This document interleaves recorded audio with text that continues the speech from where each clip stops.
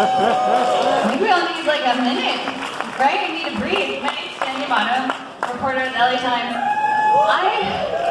You guys, how are you feeling right now? Are we all okay? Are we okay? We all need therapy right now. I think that's a great idea. I'm going to go ahead and call up our special guest so we can get this awesome panel going.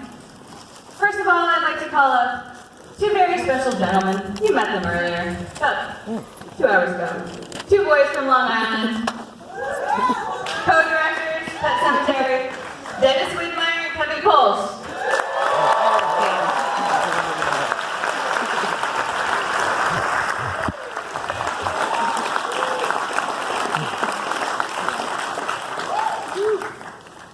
Boys, how you doing? We've also got Jason Clark, our Louis Creed. Come on down, Jason.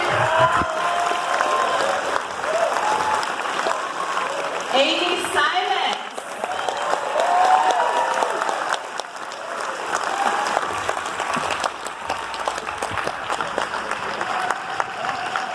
We've got producer Lorenzo Di Bonaventura.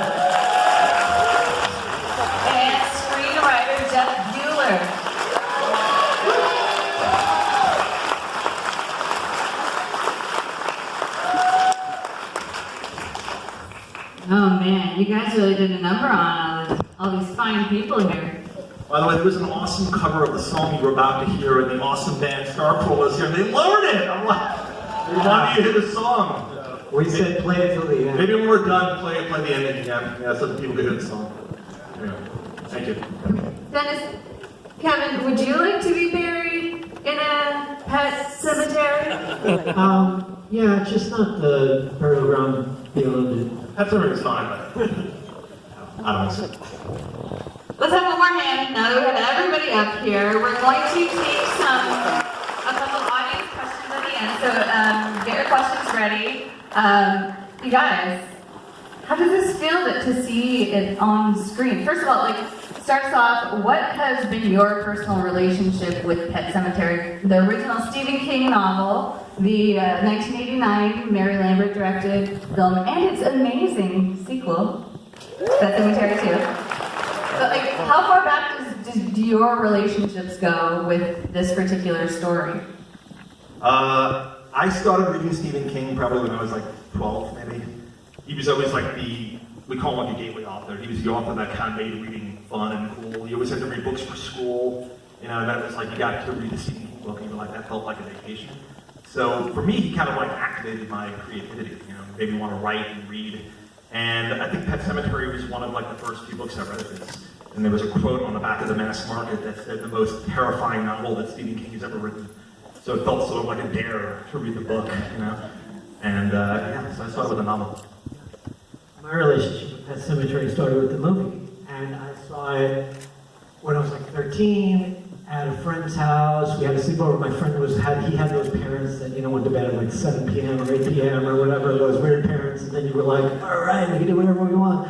And we watched Pet Sematary, and I remember we watched a lot of horror movies down there, but I remember that when I left, and I kind of was bothered by it in a way that I wasn't with other movies. And and I think it was those deeper themes of grief and death that just kind of sat with me. And then I saw Pet Sematary 2 in the theater. Wow. And Jason and Amy, what was it that drew you to what made you want to be a part of this telling? Amy, I know that you read Stephen King as a kid, which shout out to all the kids out there who read Stephen King at maybe a very, very young age, because what did it do to all of us? But tell us about what was appealing about being part of this retelling. Also, I'm not recovered from this ending. This is 30 seconds removed from this very shocking ending, you guys. There's no happy endings in this movie. Enjoyable. Yeah, very different. I love sitting back there. This is the second time now I just saw called the end of it, but it brings a smile to my face now. You hear everybody, releasing emotion during it, and laughter and shock, and then, for me, it was a to read it, we all read it on our own. It's a very dark, disturbing, upsetting piece, particularly when you have children. And then to shoot it, it was very hard. I mean, we spent a good month and a half of the shoot in the full horror. So to actually watch it now with everyone, it's a lot. It sounds like, oh my God, it's a different movie than what we shot. So it seems like a lot of fun. It's enjoyable. Amy, your take on this fun family movie that we just experienced? I love family movies and the Hallmark Channel. So I read Stephen King when I was 8, and R.L. Stein, Christopher Pike, and then Stephen King. A lot of Stephen King, Cujo, Christine, and Pet Sematary, and then. That was part of the reason that I wanted to do it. I also liked the guy's first movie. Sorry, guys. So,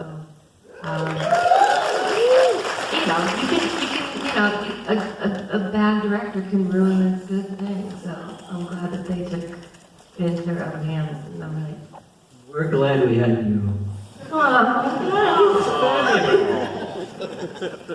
Lorenzo, you've made a couple movies in your time. But you, particularly with Pet Sematary, you've been developing this for a while. So what was the key to getting it together finally and all these pieces coming into place? Was it a matter of timing? Did it take a certain kind of, atmosphere in the culture for a studio to want to make this story now? Well, it's sort of a testament to the power of the book and just the ideas of it that kept us going for roughly 9 years, I think, since we started. So there were several times where we almost got it made, and then they changed management at Paramount. So it became a little bit of one of these things where you're like, oh no. And then you start despairing, but I have to say, when the new management came in, not only did they want to make it, they had the guts to make a pretty dark version of it, and that was really great. And I think, in a time period where a lot of movies are really vanilla, this is anything but. And I give them a lot of credit for backing all of us here who, participated in making this crazy movie. And I think the ideas of this book just carry on, and it's one of those interesting things that it doesn't matter what generation you are, it's going to apply to you. So it'll keep applying. They'll probably make another movie 25 or 30 years from now. You gonna reboot this again? No. Jeff, you're a writer. You're writing Pet Sematary. What's it like to see the tweet from Stephen King endorsing this movie? Well, I have to say I was probably the most nervous about his reaction to it. Just like all of us up here, I grew up with Stephen King. I mean, that was part of my upbringing. My parents are here tonight. I want to thank them for buying every new Stephen King novel when I was way too young to read them and wrapping them and putting them under the Christmas tree. I used to run down there, and the other presents didn't matter. If I saw a book, I was like, oh my God, the new one's out, and I would devour those books. So having just been raised on it, and like all of us, I think, really wanting to do the book justice, knowing that this book is up there with, I would put it in my top 5 Stephen King novels. It's definitely an important one, and it's a difficult one. So wanting to do it right. And so that was a challenge, and it was fun. It was a lot of hard work. There was a lot of times where, like you said, where we didn't know if it was going to happen or if we would make it there. But then to get through that and see what all of you guys contributed after I did my thing and brought to it, and then to have Stephen King tweet out, "Be warned, this movie is scary." I was just like, okay, cherry on top of the sundae, I'm good. That was really gratifying. Well, guys, talk a little bit about the challenges of adapting this, not just from the source novel, but with the first film out there in the collective memory. Where did you want to, pay tribute to those previous iterations, and and where did you find the latitude to sort of make your own new choices? Yeah, it's a balancing act. You have to, there's been a movie already. So you have to, on the one hand, honor the essence of a novel, and people have to have read the book, have to see the movie and say, okay, that's Pet Sematary, No matter what we're doing to the end of the movie, no matter what the tweak is we're making, Ellie is one of the book that's asking those questions about death, So to us, if we were going to change something, it made sense to have her then be the one to come back because she has the presence of mind to be aware she's dead and to ask those questions again when she comes back, so you could have that sort of dark full circle, that whole theme. So that was exciting to us. And that alone made it really irresistible for Kevin and I. We said, okay, that's something different, that's something new. So that's really what it is. You have to honor the fans and honor Stephen King, and they have to feel like they're getting the essence of the source material. But then you have to do something for today's sensibilities, and you have to update it and refresh it and kind of breathe new life into it. So we were constantly, walking that tightrope of making sure that we were honoring the book, and that any changes we made were still honoring the essence of the novel, while at the same time doing something new for 2019. I have a question. Show of hands, how many people here have read the book? Wow. Good. Nice. What about how many people have seen the previous film? Wow, so see, that's a lot. What do you guys think of the twist? I think it's so effective. And this actress, we have to talk a little bit about her. Jatae Lawrence, she turned 11 right during the filming. Yeah. Jason and Amy, tell us a little bit about your on-screen daughter. She's more professional than we are.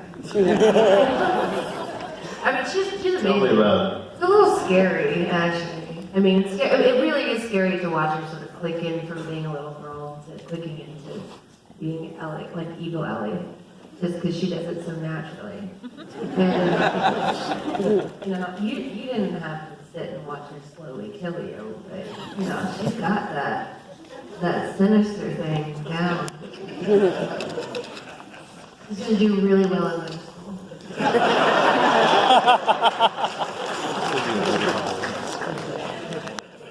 Yeah, Jason, your character especially has this really, dynamic relationship that changes so much, evolves so much with Jatae's character, Ellie. What was it like to sort of dive into these really difficult, terrain with an 11-year-old co-star? Yeah, I mean, I guess, I thought it was one of the best choices in the movie for starters. You get so much more mileage out of having a young girl rather than, a boy. You're going to end up with a toy at some point. But I mean, I guess the biggest one was where I understood that she didn't just want to get it right, she wanted to be an actor. Like she wasn't, often with kids you'll see, they just want to get it right and then move on. It's like, okay, great, we'll cast you, or that's right, we'll move on this. But Jatae really wanted to enjoy a performance, wanted to go further in a performance, and I think you can see that on the screen, particularly in a number of scenes there, where she wanted to take it as far as she could go, and was prepared to do that as a young woman, and that's when I thought I really connected with her. That I thought, bravo. You don't have to just, of course we're there as actors to serve the directors, but you've got to get it for yourself as well. You've got to enjoy going into this scene or going into this moment and stretching it out, rather than just, okay, they've got what they want. And I do have a good relationship. I think she's wonderful. What was it like coaching, or directing Ellie in the not good Ellie scenes? She has this voice that she uses. The funny thing is, what it was like directing her, it was weird. A funny story that I tell is that there was somebody on set that came up to me and said, I was asking her parents, oh, she's so good, what did you do to prep her for this role? And the parents told me, oh, we didn't really do anything. The directors must be telling her that. And I sat there looking at this person going, oh, really? Because I thought her parents were prepping her because we're not really telling her anything. So, I don't know where it was coming from. It was funny, when we would do certain scenes, she'd say, hey, guys, can I have a minute? And we go, okay. And she'd, go off in the corner, and she'd stand there, and she'd look down, and she'd go like this, and then she'd go like, I'm ready. And I go, oh, okay. So, I don't really know where it was coming from. And as far far as the voice, like you were saying, like, one of the things that me and Dennis was worried about was like, okay, having a young child act evil, and we were worried like, okay, how's she gonna sound? Is it gonna be, you know, we wanted to make it scary, but not really silly. Some kid going like, take that, mommy, you know, or whatever. And then like, so me and Dennis were like, what are we gonna tell her to get this voice right? And so we started like directing and like, you know, talking to an 11-year-old going like, so there's this ancient spirit talking to you, and she was like, you're a vessel for this ancient. What the hell? The voice has got to be something like. She goes, well, I was thinking about doing this voice, and we were like, yeah, that's it, do that. Yeah, what we said, let's do that. This question really applies to everybody across the board, but the themes that you folks are exploring in this telling of the story are so compelling. It's a beautiful thing, I think, that genre film can be used in this way to talk about really a lot of very deep traumas that we all experience, very universal. Like this young lady said, we all probably need therapy now to sort through what we just experienced. But that also makes this really special. You examine not just death, but what comes after, and it's a cautionary tale in many ways, as entertaining as it is at times. But talk about like what was important to each of you to find in terms of these deeper conversations about grief and guilt and trauma and how we process. Well, I'll just jump in. For me, the process with this script was always to identify the monster as grief and loss. And what's cool about what Stephen King does, which not a lot of other authors or filmmakers can get away with, is he puts so many different mythologies together. There's dead people, there's ghosts, there's warnings, there's Indian mythology, there's all kinds of things. And for some reason, when you read his novels, that all seems natural, but it can be very dangerous in a screenplay to start packing a film with so much different mythology. And so that idea that the monster, that the force driving the film was the grief and loss that this family was experiencing, allowed me to have a rudder through all of that crazy Stephen King world. And then it just sort of fell in on that. And the balancing act that you mentioned, Dennis, was really finding like how much Zelda, how much Victor Pascal, how much of the Micmac mythology, how much of that stuff do we need to build out the Pet Sematary world and then let this emotional journey that these characters are on go through that. So I think in retaining the spirit of the novel, it really works, but then all the changes also work because that environment is true to the book. Yeah. Thank you. I mean, that was the question, and after I listened to Jeff, I'm really sure I know what the question is. Well, Lorenzo, here's a good question for you. How hard is it to get a studio to greenlight a horror movie that is about grief? It's super hard to get any green light, and it really is. I mean, Harder than getting a movie about robots greenlight? Yeah, well, that took a long time as well, actually, you know, so they kept saying, what are these robots? What the hell? What are they going to do? It's going to be cool. No, it's every time you go try to get a movie made, there's so many perilous moments where you just can't really believe that it's going to get to the next stage. And, you know, for me, it's interesting. I think for every one of us, it's about different things. Yeah, it's about grief, but that's not really for me. For me, it's about our relationship with death, and I think as a society, we really brush it under the rug, and we've increasingly tried to distance ourselves from it. And so this forces you to look at it in the most uncomfortable ways, you know. And having read the book when I was younger, and then having read the book again after being a father, you get a whole nother layer of what's going on here. So those are the two things that drove me, is that how far would you go to see your kid again? Really far. Apparently, Jason made a really bad decision, but, you know, I understood it.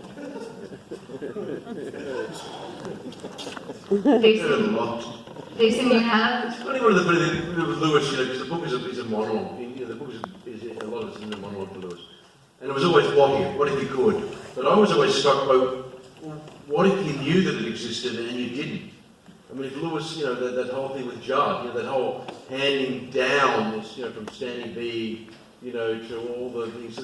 I mean, of course, what kind of person are you don't do it? And there's a scene in the book, which is not in the film because there's just too many you can't do, where half of it, Lewis is talking to Rachel in the car. And he's referring back to when Gage was a baby and had a problem with his brain swelling.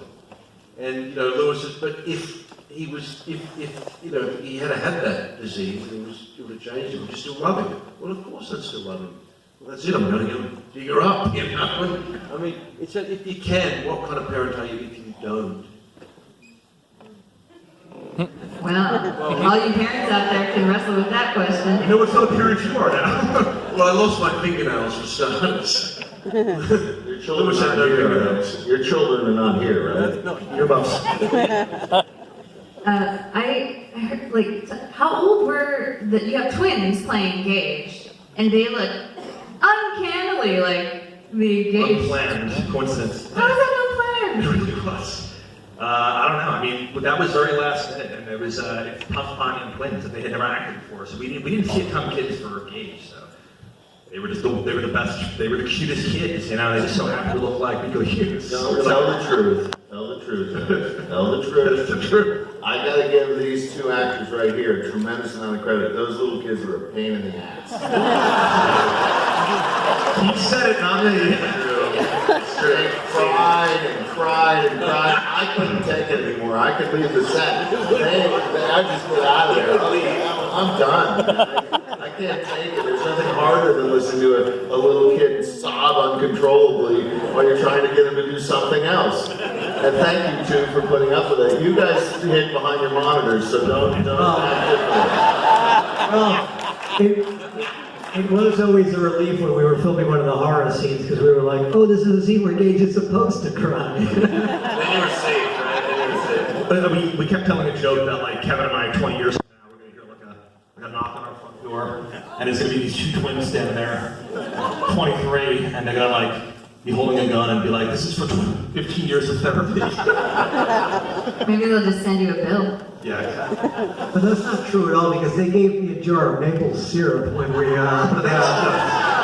can. I know. can. Sorry, a can. Yeah, no. Hopefully they've forgotten the whole experience by now. And in their defense, they are 2 years old, right? They're so Three. big. There were three.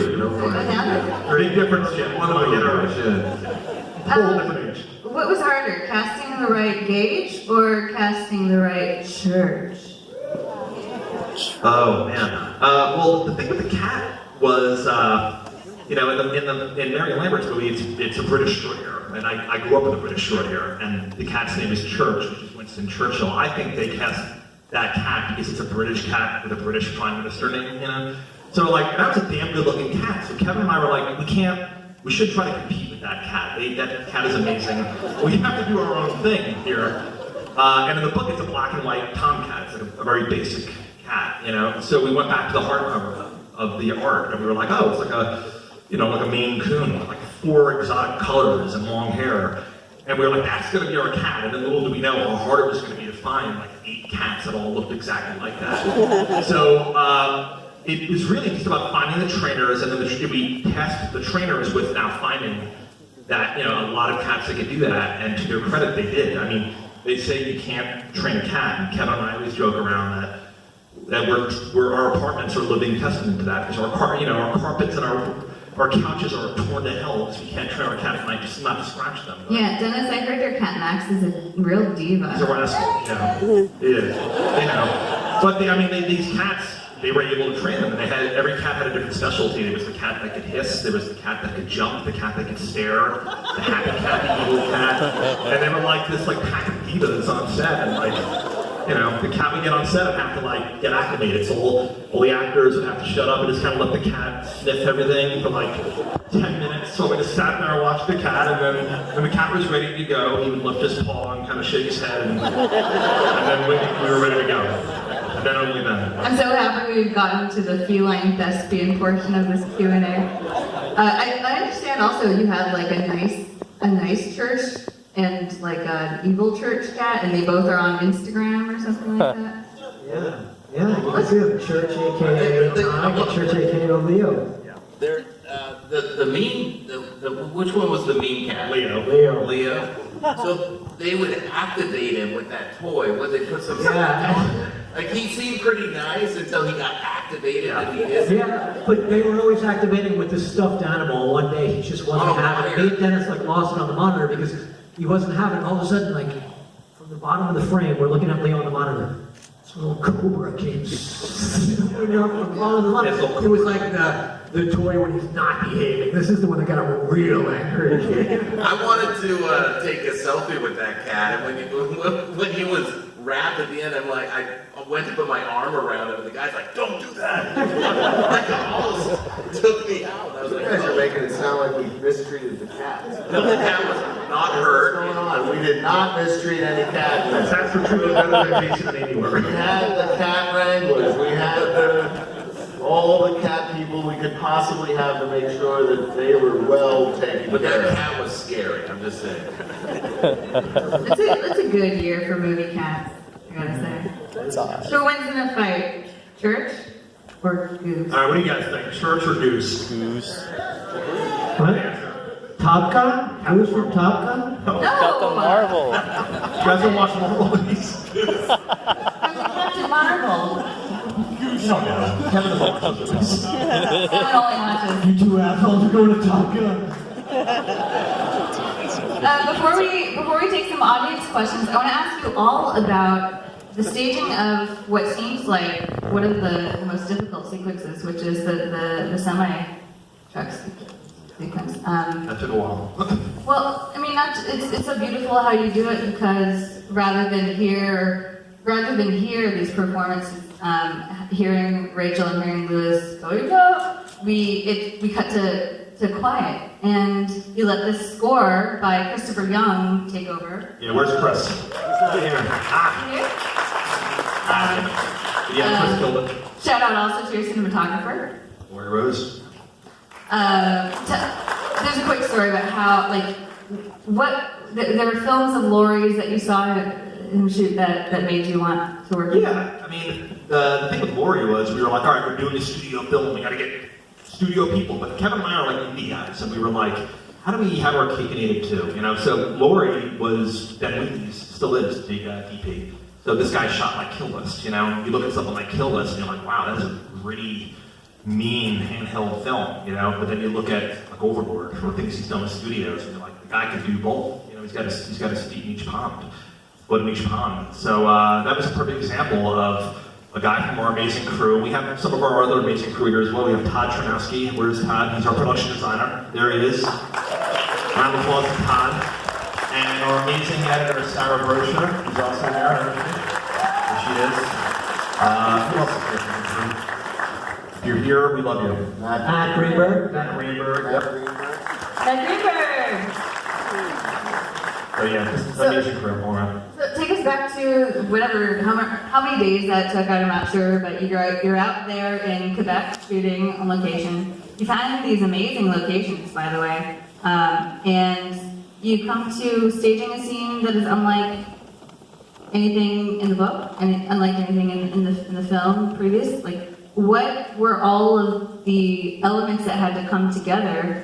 And like for you guys, Jason, Amy, what state of mind did you find yourself in shooting that sequence?